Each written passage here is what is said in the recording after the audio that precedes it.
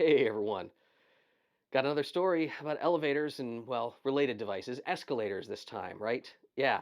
If you didn't see, there was something in the news, and I knew I was going to probably have to do a video about it because I was getting messages on, the Fediverse and Bluesky and elsewhere. And you can always reach out to me with stories like this. I appreciate hearing from all of you. So, what's the story of this one? This was Trump visiting the UN, right? He went to the UN.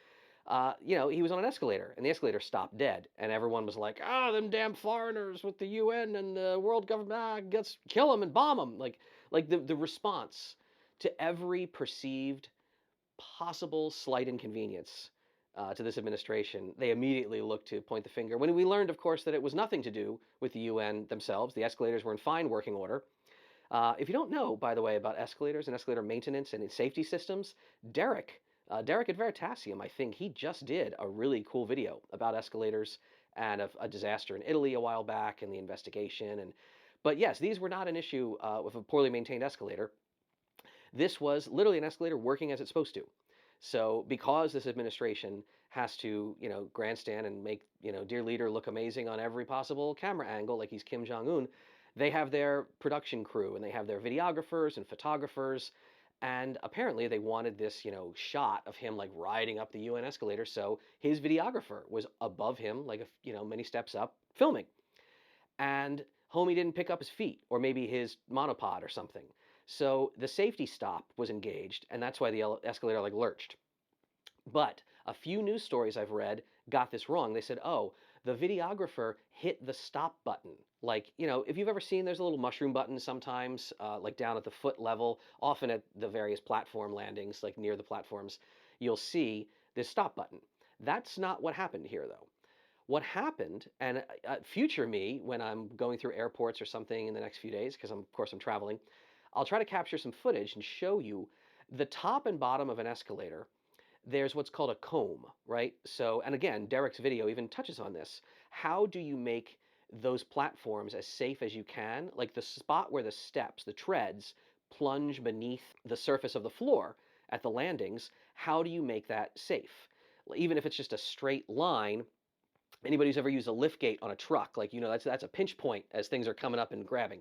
So this idea of a combed surface, that the escalator treads are like a grill, and there's a comb reaching in them so the treads kind of slip below, and the comb is meant to lift out anything that might be stuck. And you sometimes see small debris and stuff that kind of like sits there and rolls around in the comb. Not always perfect, like shoelaces love to get caught, or like certain kind of shoes can get caught. But when that happens, if something does get jammed, and you've sometimes, I mean, Howard, he had footage in some talks we gave about like a comb that had some teeth broken off, and an escalator that some of the treads actually had like gaps, and you're like, all it takes is a little kid's finger to be in there, and that's a bad fucking day. There is a mechanism for that, though. Sometimes, look at this the next time you're on an escalator. Sometimes the comb itself is clearly just affixed dead to the platform. There's no gap, there's no forgiveness, there's no space. Other times, there's a little bit of a seam. It almost looks like, like gaps in a bridge, like, for concrete to expand and contract. Well, obviously, steel doesn't do that. Why do you have that? If you see a visible gap between the safety comb and the rest of that metal landing platform, it's probably an articulating comb. It can move, it can actually push in slightly. If that happens, that is the system saying, ooh, something is caught in the tread, something's having a bad day. Somebody's got the tip of a cane or a high-heeled shoe or something's jammed in there.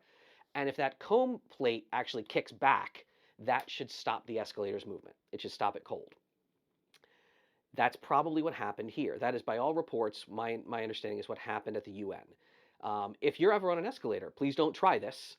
But like, you could imagine something being jammed in the tread and that comb plate kicking back, that should cause a full braking action. Again, don't F around with public escalators. Don't like do any of these kind of things. Just be aware.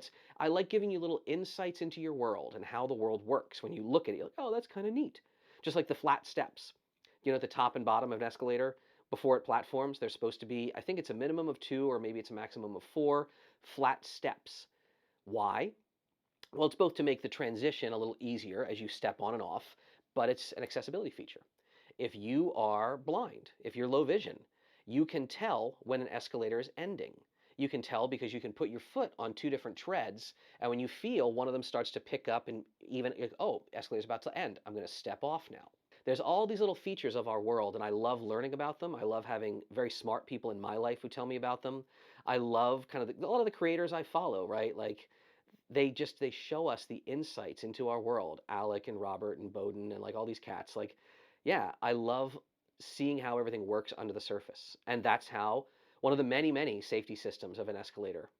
Just right there in plain view, but it's there keeping you safe.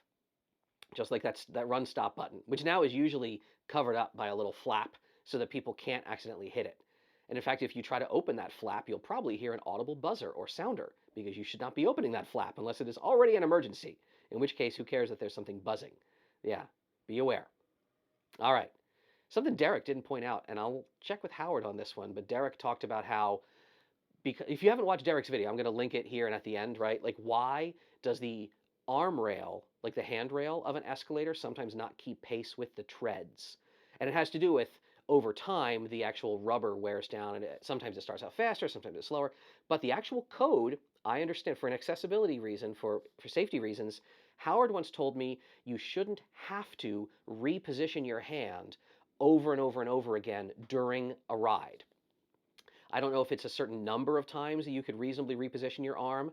And of course, a tiny person with little arms, like a kid, is not going to have as much freedom of movement as a really tall person with really long arms. So who's to say how often you have to reposition your hand? But you're not supposed to have to. And if that handrail is moving very erratically or massively at a different pace than the treads themselves, also possibly a sign that something does need to be serviced. Ask me your other escalator questions down in the comments, and I'll just tell Howard to answer them, or tell you to go over and check out escalators.co or some other channels on YouTube, or check out maybe Diesel Doocy. Just because he's the elevator guy, he might know about escalators. I just wrote to him with some elevator questions. I'm going to send you some answers on that front too. Thanks for sending me your photos and videos from the field. Thanks for asking me stuff on the internet. Thanks for trusting me to tell you about the systems in our world that keep you and your friends safe out there, okay?